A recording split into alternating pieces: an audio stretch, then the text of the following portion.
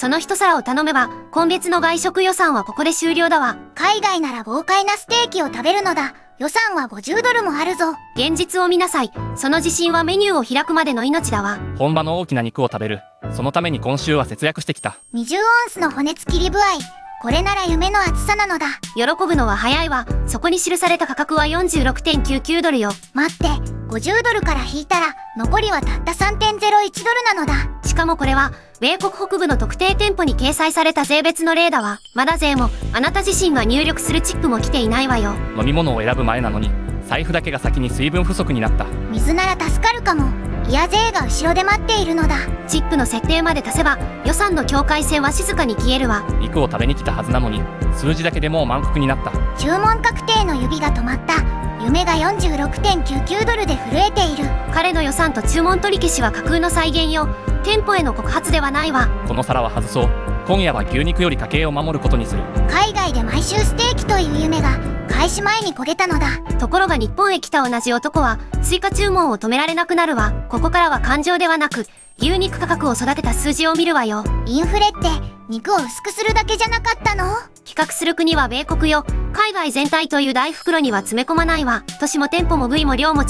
それぞれ分けて考えなさい。表示価格だけ比べたら税や自分で決めるチップが隠れてしまう。さらに日本の商品と同じ部位や品質だとも断定できないわ。数字は便利だけど条件を外すと急に乱暴になるのだ。米国労働統計局の2026年6月資料を確認するわよ。牛肉と小牛肉の消費者物価は前年同月比 11.8% 上昇したわ。給料の伸びを待たずに牛肉だけ階段を上っているのだ。個人の贅沢癖ではなく家計へ届いた価格上昇なのよ。去年と同じ気持ちで店へ行くとレシートだけが別の季節だ。牛が減った。でもあなたの食欲は減らない。だから財布が死ぬのだわ。レシートの方が牧草より育っている。笑えない農園なのだ。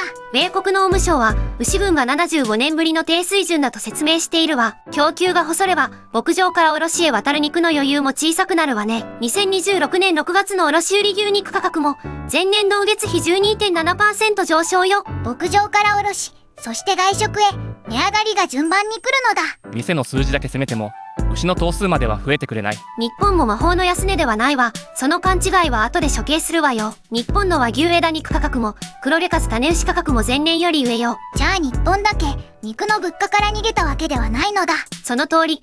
違いは同じ肉が無条件に安いことではないわ。少額の単位から選び途中で満足度を調整できる仕組みよ。大きな一皿にかけず食べながら次の金額を決められるのか。財布が生きているうちに撤退地点を選べるということ？理屈ではそうね。実際に撤退できるかは別の地獄だわ。今日は特別な日だ。家族でステーキを食べようと宣言した。言ってしまった。もうサラダへ逃げにくい空気なのだ。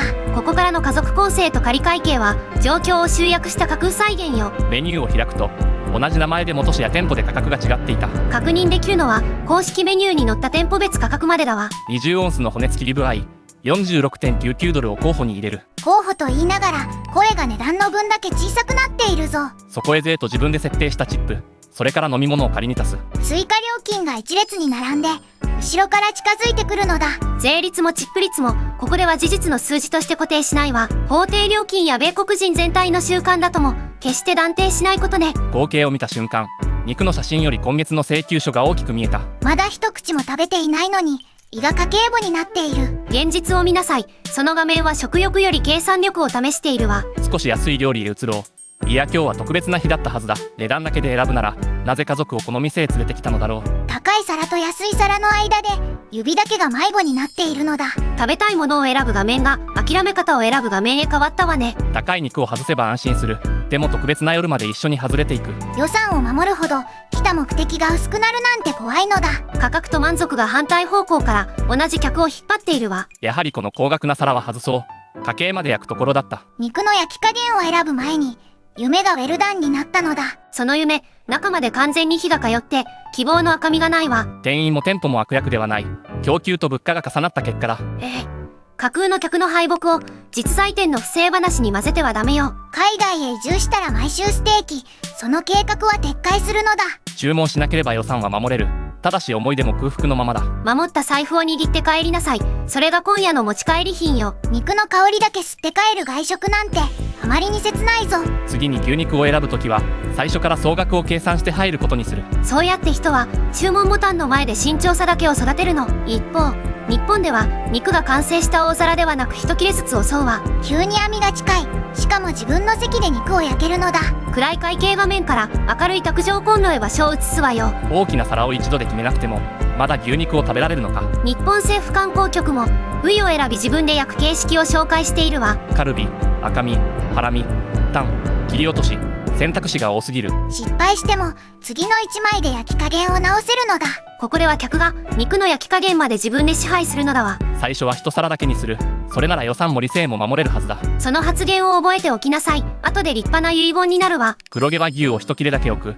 この小ささなら怖くない。焼ける香りが来た。さっきまでの元気が全部戻ったぞ。大皿への賭けは終わり、小皿を段階的に足す夜の始まりよ。1枚食べてから次の部位へ進むか決められるのは安心だ。安心が食欲を止めるとは限らない。それが次の章の罠だわ。公式メニューの一例では黒毛和牛カルビが税込み968円よ。黒毛和牛切り落としは税込み748円と掲載されているわ。1等分の覚悟じゃなく一皿分の決断で入れるのだ。ただしチチェーンの例よ。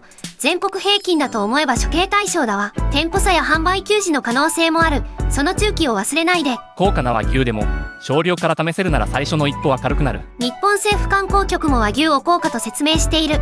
安物ではないわ。まずカルビ、次は赤身、それからゲタカルビも試してみたい。裏ハラミもいるぞ。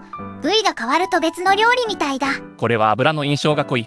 こちらは歯触りと香りが違って感じる。今の味覚コメントは彼の感想よ。全商品共通の品質ではないわ。1枚ずつ確かめると自分の好みに近い部位を探しやすい。選ぶための試食がそのまま次の注文メニューになるのだ。少量注文という合法的な理性破壊装置が完成したわね。一切れ目は塩で食べる。肉の香りをまっすぐ確かめたい。次はタレにしよう。同じ皿なのに食欲が最初へ戻るようだ。薬味も足せば口の中で新しい一皿が始まるのだ。味を変えるたび満足が更新され、満腹の警報が無視されるわ。これで最後にする。あと1種類だけ比較したら終わりだ。最後という言葉ほど焼肉店で信用できないものはないわね。白米も追加するぞ。肉を少量にした意味が消えたのだ。そら皿が増えているのに1回の注文が小さいから怖くない。海外で守った予算を小皿に分割して自発的に溶かしているわ。一皿が軽いから指まで軽く追加を選んでしまうぞ。カルビをもう一皿、それとさっきの赤身も確認したい。確認ではなく再販よ。追加注文という名の自白だわ。油が舌の上でほどけた。赤身も予想より柔らかく感じる。感想の語彙が崩れたわ。理性より先に文章が敗北したのね。肉、米、タレ、また肉。この順番には出口がないのだ。大きな一皿なら止まれた。小皿だから何度でも始められる。選択できる安心が選択を繰り返す欲望に変わったわね。少量ずつなら家計防衛。この主張だけは守り抜くぞ。卓上の9枚を見て言いなさい。説得力まで食べたのかしら。逆転の正体は安さではなく贅沢を制御できる設計だわ。小皿、部位選択、卓上調理、味変、段階注文が入り口を細かくする。一度に全部決めなくていいから失敗の怖さが小さいのだ。予算と空腹を見ながらその場で次の量を調整できる。品質を安売りせず欲望を小分けで販売しているのだわ。言い方は怖いけど客にとっては自由が多い仕組みだぞ。複数部位の商品化も選択肢を広げる一因だと考えられるわ。ただしここからは食卓の下に積まれた請求書を見るわよ。2026年6月の和牛枝肉卸売価格は全規格平均2555円よ。1kg あたりの価格で前年同月比 113% だったわ。同年5月の黒毛数種牛価格は1頭85万2272円よ。こちらは前年同月比 128%。入り口側の負担も重いのだわ。日本の食卓だけが物価から隔離された天国ではないのだ。資材価格の高騰と高止まりも生産基盤を圧迫しているわ。小母数の減少と繁殖経営の厳しさにも目を向けなさい。小皿の向こうには牛を育てて店へ届ける長い仕事がある。日常店でも扱う競争が入り口を広げる。これは考察として聞いて価格への効果を証明済みの因果関係とは断定しないわ。安い天国ではなく選びながら使える贅沢ということだな。天国の床下には生産と流通の請求書が積まれているのよ。高い肉を少しずつ尊重して食べる。それも一つの楽しみ方だ。少量ずつなら家計防衛。9皿でも小皿だから問題ないぞ。では9枚分の合計額を読み上げるわ。耳を塞がないでね。待って、白米と飲み物は別会計ということにしてほしいのだ。現実を見なさい。分けた会計も最後には一つの財布へ戻るわ。米国では注文前に泊まり日本では食べた後に計算で止まった。一皿で予算が終わる国と小皿で理性が終わる国ね。どちらも怖いけど、せめて肉を食べた後に反省したいぞ。